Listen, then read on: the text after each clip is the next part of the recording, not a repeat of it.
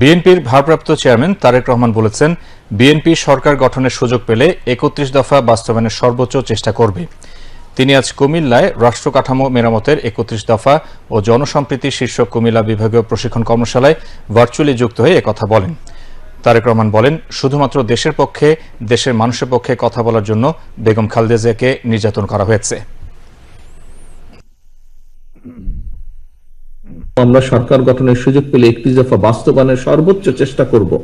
দেশনেত্রী খালেদা জিয়া, যাকে এক বাক্যে আপনার প্রত্যেকটি মানুষ এখানে চেনেন, ওনাকে ষড়যন্ত্রকারীরা শুধুমাত্র দেশের পক্ষে থাকার জন্য, দেশের মানুষের পক্ষে থাকার জন্য কিভাবে নির্যাতিত হতে হয়েছে ওনাকে, সেই বিস্তারিত কাহিনীকে আমি গেলাম না।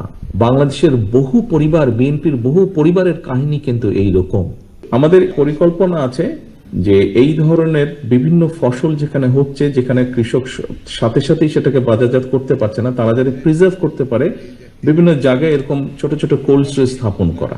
যেহেতু বাংলাদেশের ছোট দেশ বাট অনেক জনসংখ্যা, ওভারঅল ভাবে যদি আমাদেরকে যানজটটা কমাতে হয়, একটা অন্যতম খুব সম্ভব উপায় আছে, সেটা হচ্ছে পাবলিক ট্রান্সপোর্টটাকে বেটার করা। এ সময় কুমিল্লা প্রান্তে স্থানীয় বিএনপি ও সহযোগী সংগঠনের নেতৃবৃন্দ উপস্থিত ছিলেন।